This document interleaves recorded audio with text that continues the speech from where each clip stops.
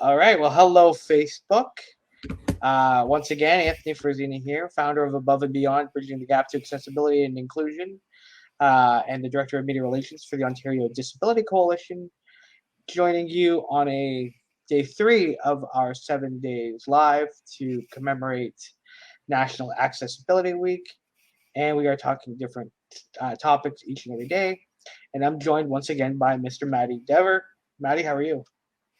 I'm doing okay. It's quite hot out here, so I'm staying inside and staying nice and cool. Yeah, my name is Maddy Dever. I'm an autistic adult and parent of 5 kids, of which 4 are also autistic.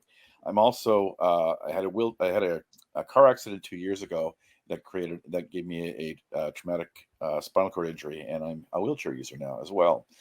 And I do a lot of work in terms of improving the lives of autistic adults and other people with disabilities, and trying to change policies so that we're at the table, then we're listened to, and that our voice is recognized, and we encourage organizations and governments to, when they're doing things for us, that they include us in the design of that.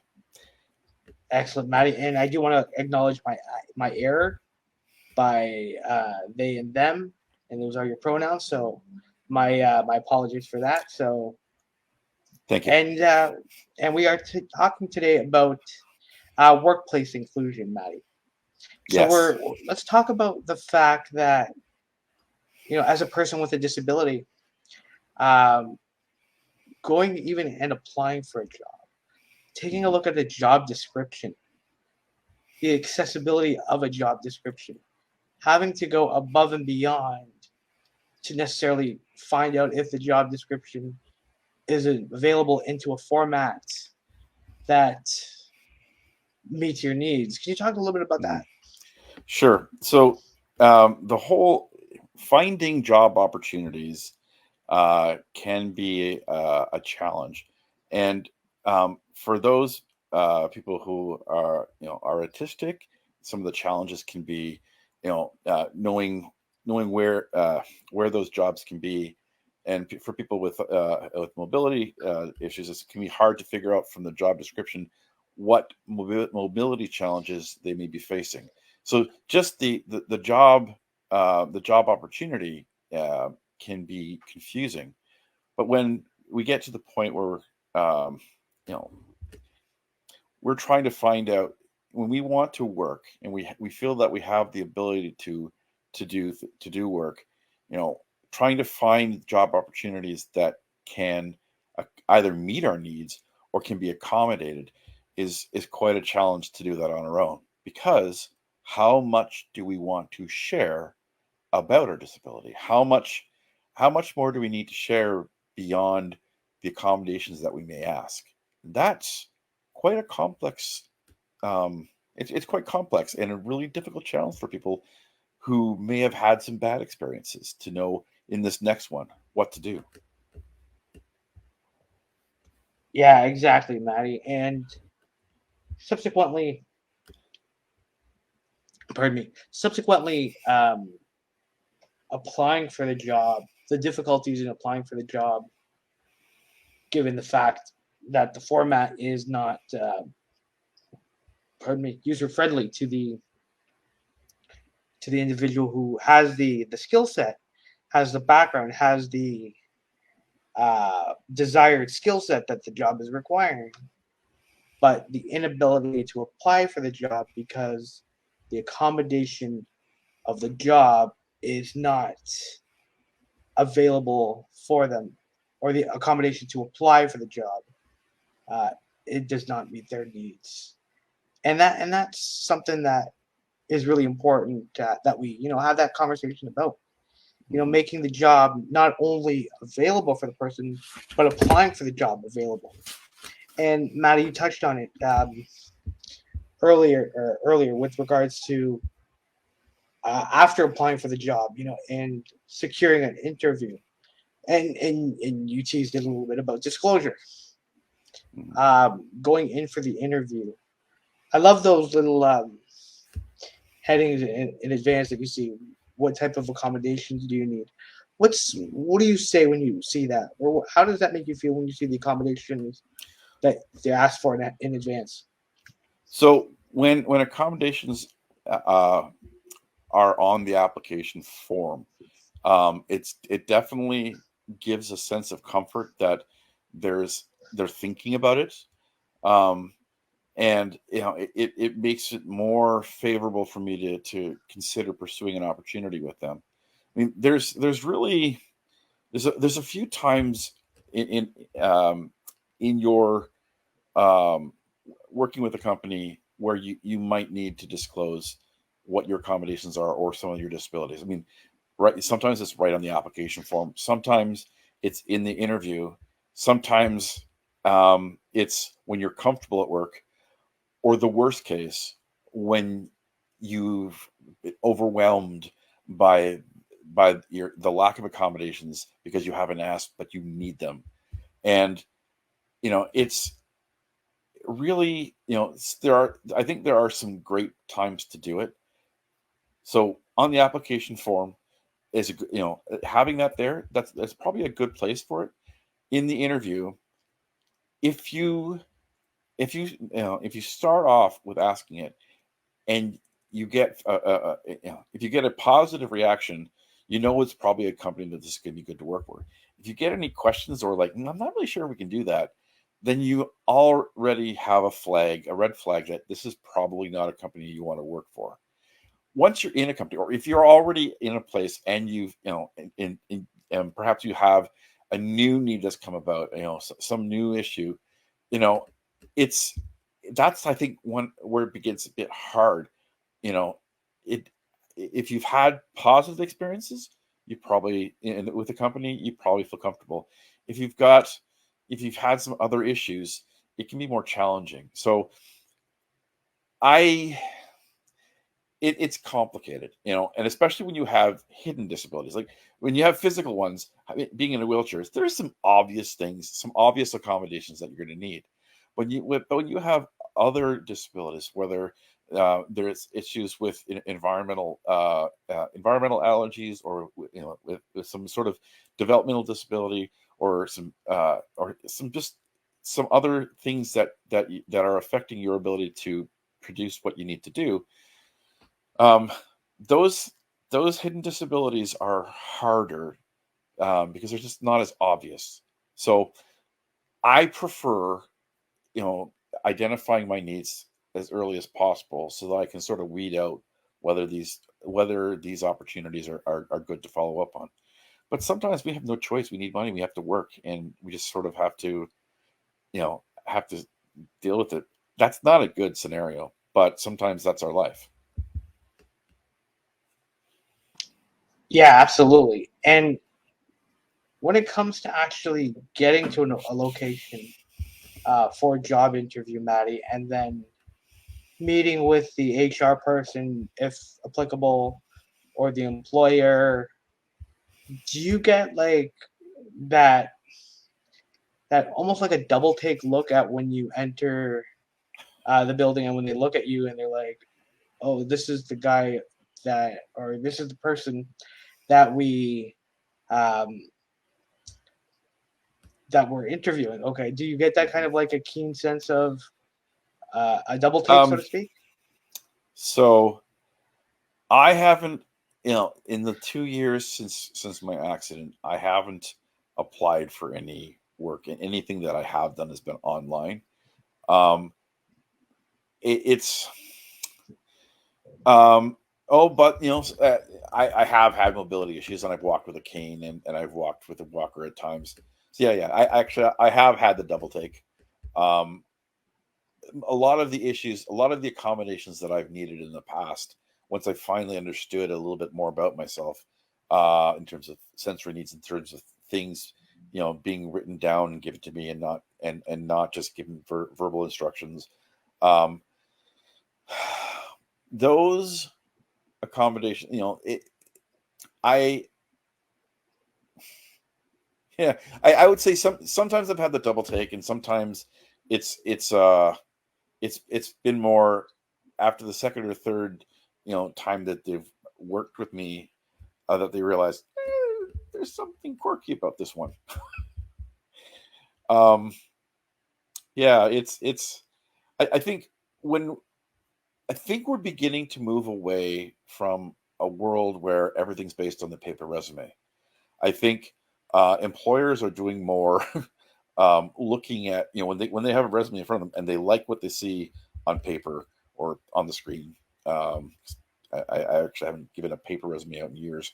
When they're looking at that resume and they see things that they like, they start digging, and looking up you on social media if they can, looking up you on LinkedIn, and to try to get a sense of who you are beyond what's on the paper. And I think um, that's both a plus and a negative to those of us with disabilities, because we're not, you're not supposed to uh, discriminate based on a disability, but now that people are doing this sort of stuff online, how would you know, right? So when we don't get called back for interviews, or we have an interview and things seem to go well, but then it just sort of drops off. It's hard to wonder, is am I sharing my disability online? Is that getting in the way? For me personally, I don't want to change what I do online. I do what I do to improve the lives of other people, not just myself. But it is definitely something that some people have talked to me about. Yeah, and Sorry then for that actually, swirl of an answer. yeah, and then getting to the table, having the conversation with the employer, with HR, about the job, and then getting to the point where there's this handshake agreement or this agreement that says congratulations, you've been hired, uh, and it's much more difficult for those with an invisible disability than those with a visible disability. Uh, Mhm. when does it come time to disclose? How to disclose? What to disclose? So, if you know yourself, and you have some very clear understanding of some things that there's some barriers that get in the way of you doing your job. It's like, when you've worked at other places, you've experienced these things. If you know what they are, I think it's better to disclose the needs, not necessarily your disability, but your needs, um, uh, earlier, so that you have the opportunity. People have the opportunity to see that. Well, if we can just make these changes, then I can do my job. Um, I don't think there's always a need to disclose the disability, but the needs are helpful. If you can just put everything in the context of needs and improving your effectiveness, um, they're handy. I remember 10, 12 years ago, I used to get migraines looking at CRT monitors. They just I ergonomic desks and CRT monitors were my work kryptonite.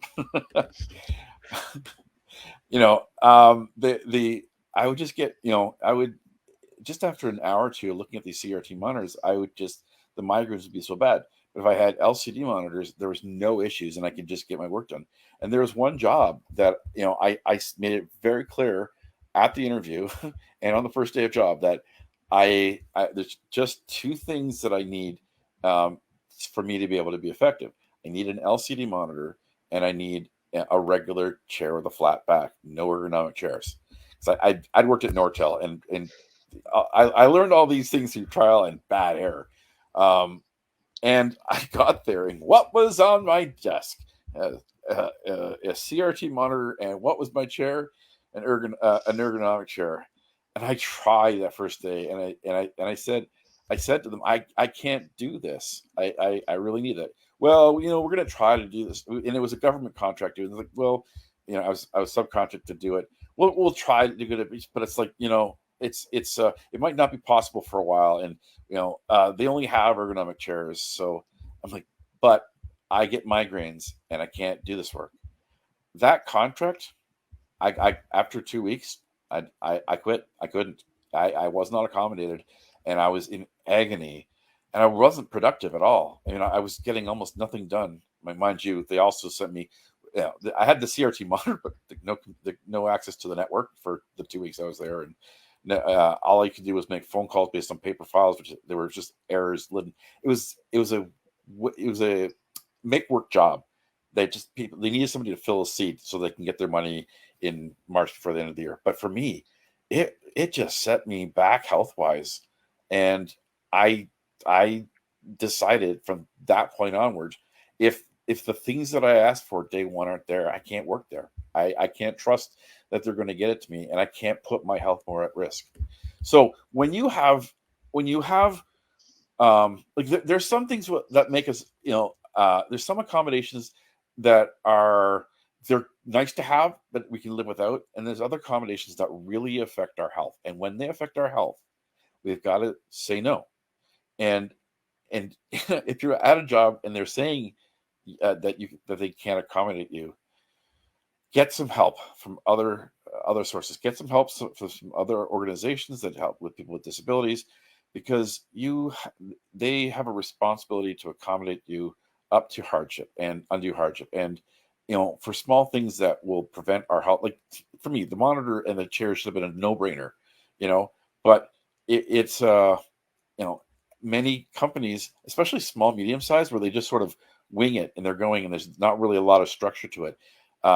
It can be harder to get things to happen, but you have a right as an employee in any place you're going to be accommodated where your needs are to have your needs met. We need to change the culture. See, this is all, we've seen this for the last few days. It's all about attitude, right? And Yeah. attitude is doesn't cost money. It just takes time to show how little things make big improvements for everyone. So you have a right, and you need to get the support to be able to get your needs met. But it's not your fault that other people aren't accommodating you. And you said it, Maddie. You disclosed at the beginning, during or just maybe after interview and receiving Mhm. the employment, that Yeah, these are what you needed: the monitor and the proper chair to yeah, best serve you and your abilities to do the job. yeah, And this company didn't accommodate you. Like, yeah. what does that There- say? Like, what does that say in oh, terms of the ignorance behind it? You know, so it's yeah, so many people have no idea. So many business people and business owners have no idea their responsibilities they have to their employees. Um, I mean, they could be more focused on profit or their responsibilities to the shareholders, but they have a responsibility to the people that work for them. And when you have experiences like what I'm just telling you about, you're you're a seat warmer. You're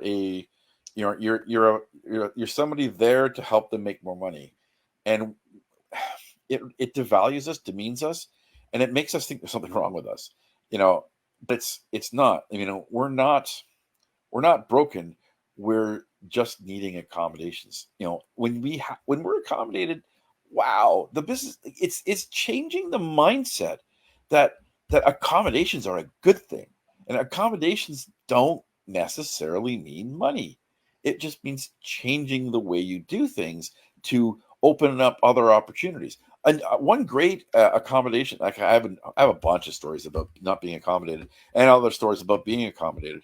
I was working on a contract for 2 months for a company to replace their IT person who went on parental leave, and I was beginning to have a little bit more mobility issues and pain, and I mean, I was going into the job, I was doing amazing things, but some days my pain would just be too high that I just couldn't move. So I would log in from home to do the work, and sometimes I was even more effective, even though I'm in pain, but because I was home. And I asked if it was possible that some days or even part time I could work from home. And they said, no, you have to be there in case we need to go in and talk with you, in case we need to do something. And it's like, you can phone me, we can go on a video conference, and I can do the exact same thing.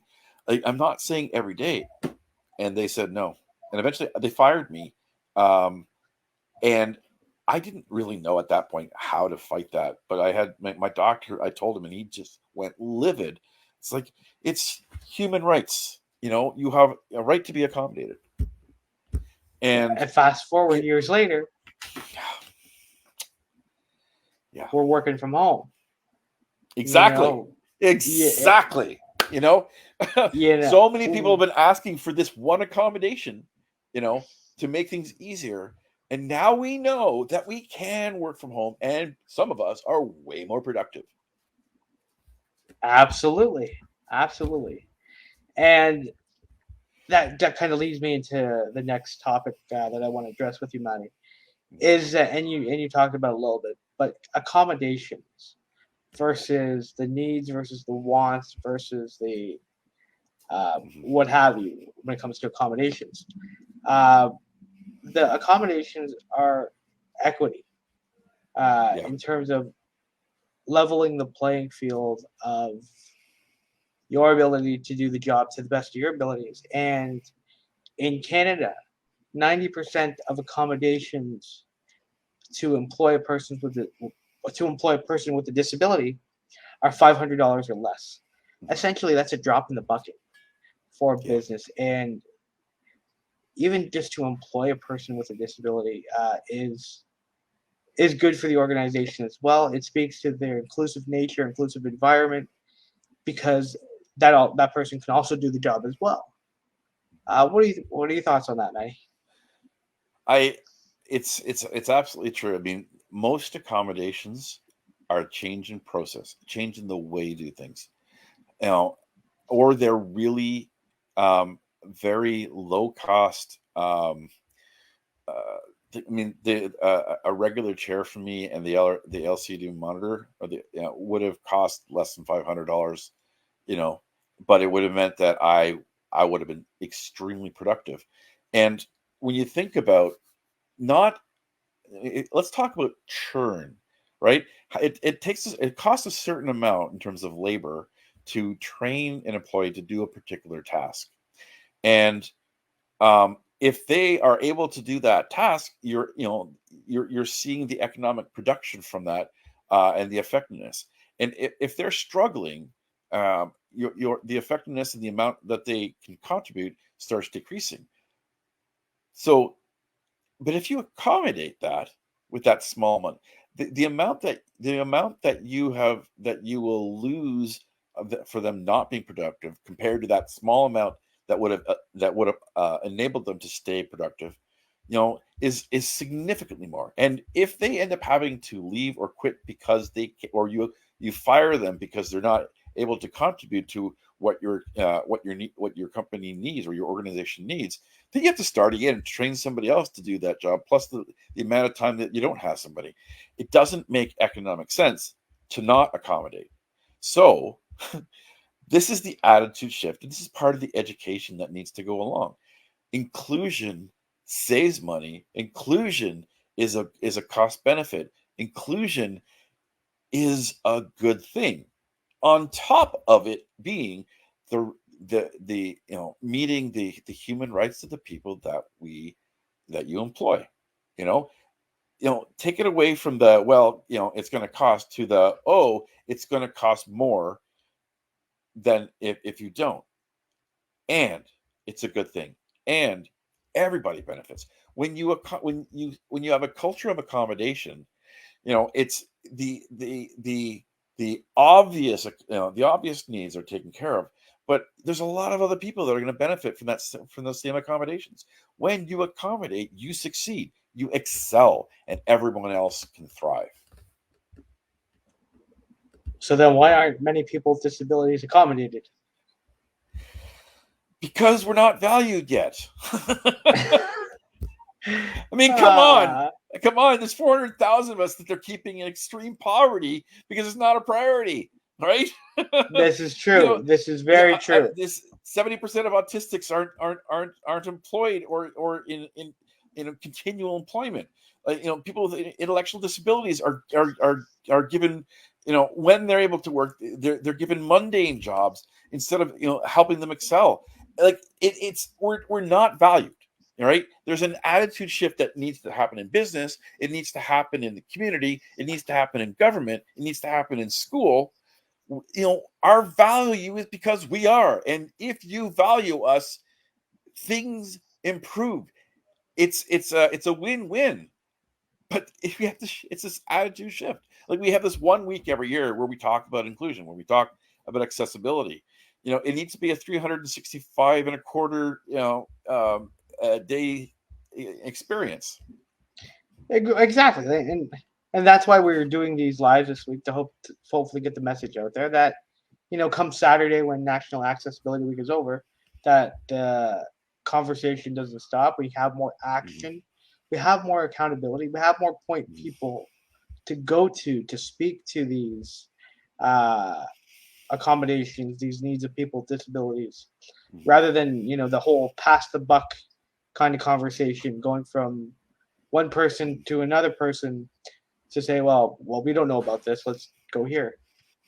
What would you say, Maddie, in terms of an organizational structure that has a CAO, a Chief Accessibility Officer, and each individual department uh, has an accessibility compliance officer, or we'll work on the language later on in the week. Yeah. But within their division to ensure accessibility, not only from the employee as a person with a disability being hired, but ensuring that you are accommodating your consumers, whether it be online or in person. Well, I absolutely think it's something that we should do. Most companies have a health and safety officer. So the idea that somebody needs to be responsible for this aspect of things, so to make sure that the business follows rules, that employees are safe, and customers are safe. The thinking that we assign somebody to be responsible for that already exists in the business world. So having a person responsible for accessibility, every single business should have an accessibility plan for their customers and for their employees, right? It should be something that every single business does, and having somebody responsible for that,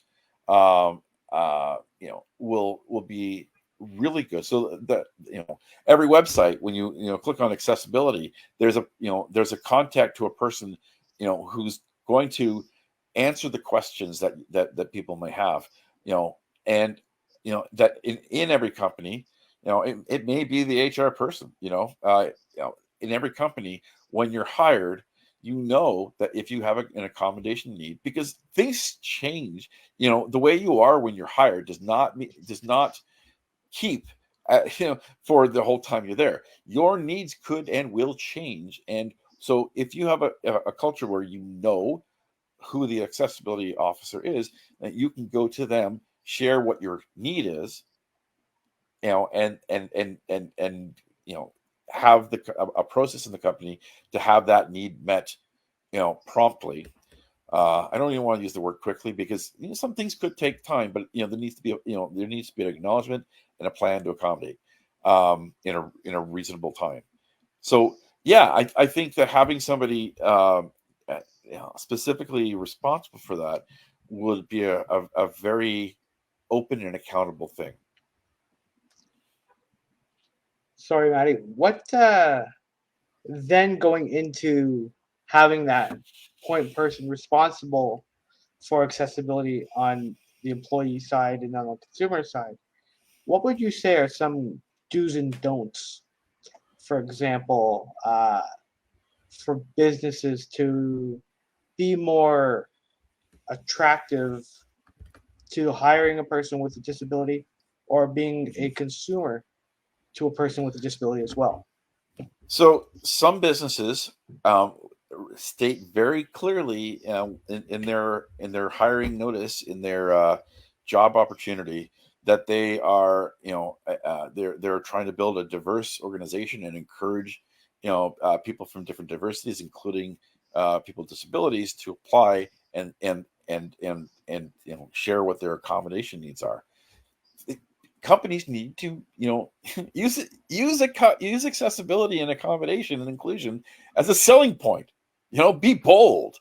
Say, I'm gonna, we're seeking people that maybe have been missed before, and we want to encourage them to apply. And organizations, if you really believe in accommodations and inclusion, then let people share their needs and don't get caught up in what their disability is and trying to prove it. If somebody says they have a need, right? If you can see that that's going to aid them, then you don't need to know all of the details more. A culture of accommodation, a culture of inclusion first, starting with inclusion, right? That will allow everybody working with you to feel comfortable working with you. So, employee retention, like in this world right now where we are short so many workers for the jobs that are available, right? You want to fight for the few people that are out there, right? And you want to keep the employees that you have working for them. This is an area that can make a big difference. Being bold about including, being bold about diversity, being bold about accommodations, should be a selling factor and something that will make your business, the longevity of your business increase. Yeah, no, that's great, Maddy. And then from a culture perspective, when a person with a disability is hired, what is the culture setting that you hope uh, businesses environments see to embrace one another and embrace the workforce? Because you just spoke to it. A business is good when it takes care of its employees. I know you gave a not so great example of your employee employment earlier.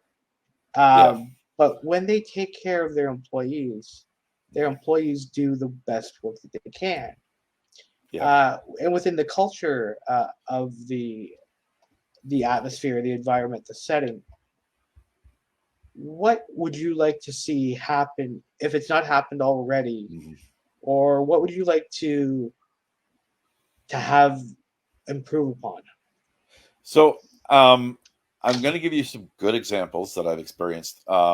Some larger organizations have, in the last 2 years, realized that they need to not only seek out people with diverse needs, but also educate existing workers about diversity, about accommodations, and they have diversity communities. I mean, last year I was invited to speak to Bell TV, to all their staff during one of their sessions, and giving an opportunity to it was during April, so we gave an opportunity to talk about autism and language. But I always talk about the language of disability and and understanding needs and not labels. I mean, it's one of the big things I say. So having organizations that are like thinking this through and seeking people to help educate, foster, keep the conversation going, so that it's not just the business accommodating people, but it's workers accommodating people as well. Right? We know that we hear this during Bell Let's Talk Day in January, where there's really this message that we together we need to listen to people who are having challenges, accept their challenges and help them find ways of working around it. And that's why I said a couple of days ago we need to have a Let's Accommodate Day in July, because we need to get the message out this vertically and horizontally, that accommodation is a good thing. And when we accept accommodations and we are always looking to with inclusion first mindset, we all succeed and we are all better off. Yeah, absolutely. And so typical larger companies have that equity, diversity, and inclusion kind of framework, Hmm. but often access is hidden under the equity pillar or the equity umbrella. Yeah. Shouldn't the framework be reframed toward an idea framework, inclusion, diversity, equity, and access? And wouldn't that acronym kind of be like a light bulb, so to speak, in terms of transitioning from reactive to proactive? Hmm. And once we holistically change from reactive to proactive, Hmm. how do we maintain and sustain that culture, that environment, that whether you are on the consumer side or whether you are on the employee side, uh, on the business infrastructure side, how do we maintain all that, Maddie? Well, first of all, if you hadn't said light bulb, I would have. Um, but it's okay. Shifting again. This is an attitude shift. This is the way we. It's a pivot. From reactive to proactive. It takes that initial initiative, but it also takes work to sustain it. To keep ensuring every year, every couple of years that your accessibility plan makes sense, and seeking out, finding out from employees, finding out from staff, finding out from customers, you know are you meeting their needs? And if you're not, how can we change? Right. And that this is the case when it comes to any part of a business. If you're not checking in with your employees, of how they're doing, if you're not checking in with your customers, and how they are, you lose business, you lose employees, and that the culture that you've tried to build dissipates. So it's an ongoing thing. It's an intentional thinking, and it's having you know the right idea to make to make change continual. Every the type of needs could change. We're just experiencing right now a brand new thing with long COVID. It's affecting people that had, many people who had no other health issues, and it's a weird, lingering. Sometimes you're able to do stuff, sometimes you're not, kind of thing. The type of needs that people have, the accommodations you might require, can change over time, and we can't so your accessibility, your accommodation plans, they need to keep current, and the only way to do that is to make it part of your planning cycle. Small, medium, large, business, organization, nonprofit, community center, you when you're doing your planning, you need to think about all of the different aspects. So yeah, the inclusion, diversity, and I don't know, the accessibility. Yeah, thinking through all these things, checking in with those who you're trying to support is important. Yeah, absolutely. And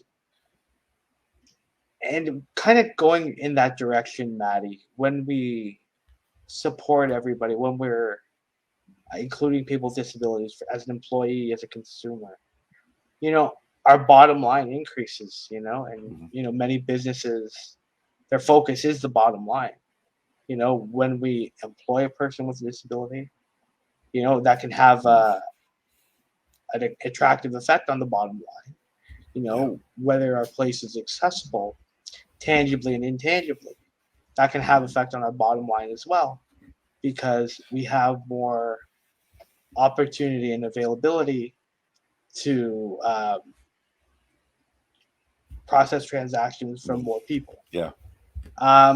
So then, going back, Maddie, to the online aspect of e-commerce and online uh, shopping, or online being working remotely, Mhm. what would you say is the positives and negatives about that? Has that changed perspectives for you? from an employee side and a Sure. consumer side? Sure. I'll just before I answer that, I'll just mention one thing. There was a company, and it probably still exists, that I would listen to their radio ad all of the time. I think it was Delfalco, and the tagline: "Our product is steel. Our strength is our people." And if you want to succeed, your strength has to be your people. And if you support them in the way they need to, your company will be even stronger. So answering the question about the everything online, for many people, this being able to work from home, be able to do things online, be able to uh, you know uh, do Zoom meetings instead of in-person meetings, being able to you know do multiple things from home is great, and has really changed because many of us have been asking for these accommodations for years, and it's great to see that there's a reality that this works. Now, saying that, for some people, working from home has created more of a challenge. People in rural areas who have really bad internet, and I'm talking like 5 minutes from where I live, internet is dreadful. This kind of change has been very hard and sometimes impossible, and that's created new barriers. For some people, it's there's a need to be around people to connect, and the disconnection stops them from being able to participate, and so they're less effective.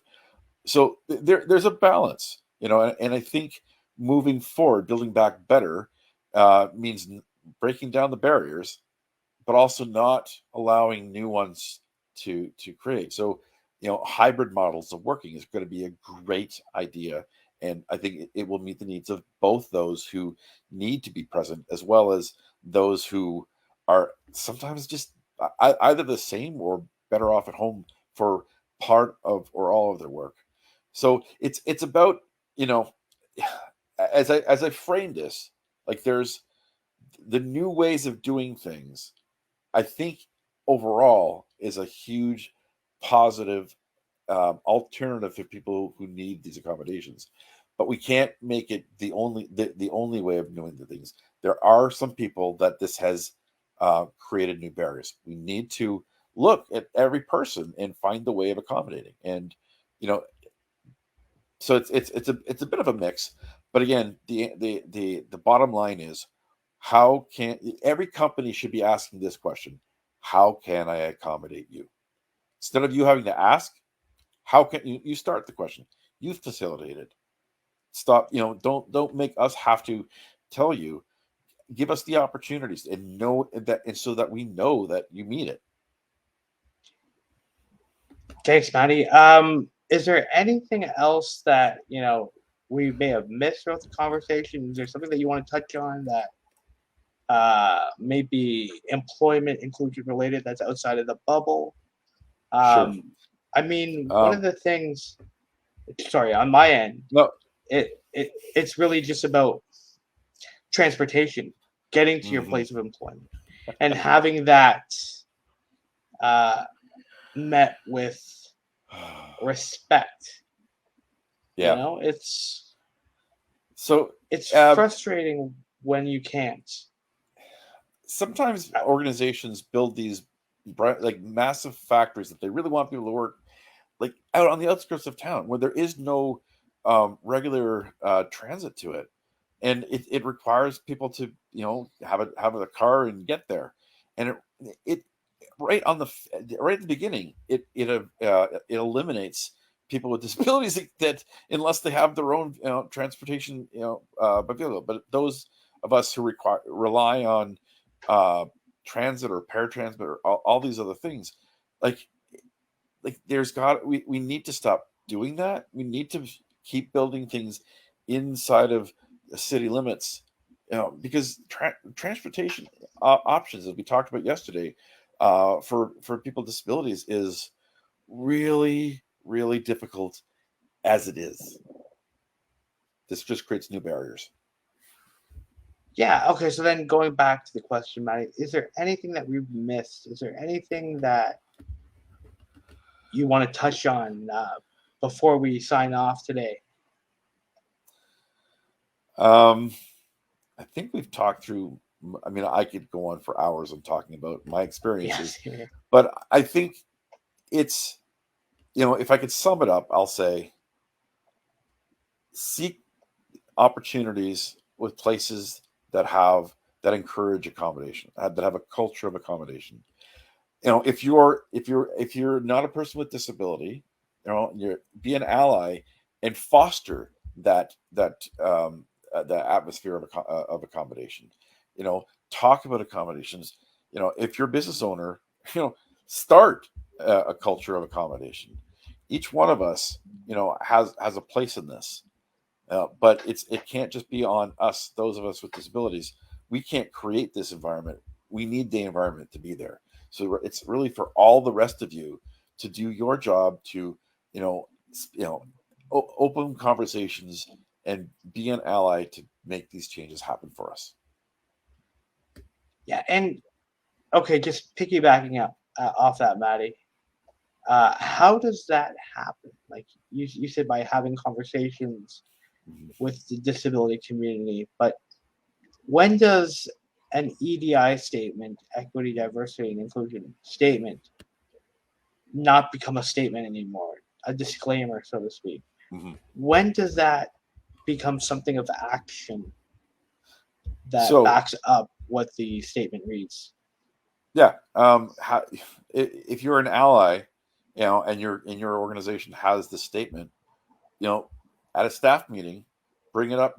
Can we start a committee to looking at how we can act on this? How, ask, to HR or to your manager, ask, how do we make this possible? How do we know that this policy is working? And when you see there's challenges, you know, see what try. That's when you can bring it up to address it. If you see somebody struggling in their job, you know, go to them and ask them, is there anything that could make this um, uh, less challenging for you? It's just every one of us sees people. We just be aware and be active and not just watching things happen and hoping things get better. Hope and prayers don't do things. It takes people acting upon what they see. Yeah, absolutely, Maddie. Thank you once again for today. Thank you, everybody, for joining us. Shout out to Sherry, Sean, Jacob, and Christine for helping us be a part of the solution. We'll be back tomorrow. Thanks, guys.